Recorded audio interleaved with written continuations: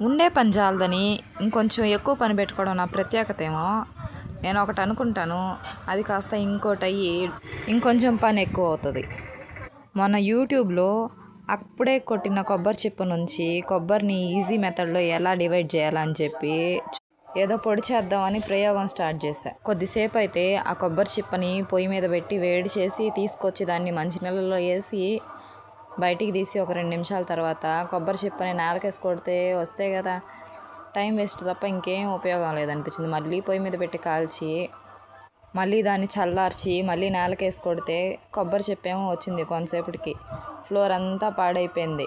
అప్పుడే ఇల్లు తుడుచున్నా, మళ్ళీ కృష్ణ అనుకుంటా మళ్ళీ తుడవాల్సి వచ్చింది. పులిని చూసి నక్క వాత పెట్టుకోవడం అంటే ఇదేనేమో నాకు తెలిసి. ఉండేదాన్ని గమ్ముగా ఉండి ఏ రాయితోనో పగలగొట్టించుకుంటే పోయి ఉన్నాం. మళ్ళీ తుడిచే బాధ తప్పు ఉండేది. పోతా పోతా నా అతి తెలివికి ఒక లైక్ ఇచ్చుకొని పోండి.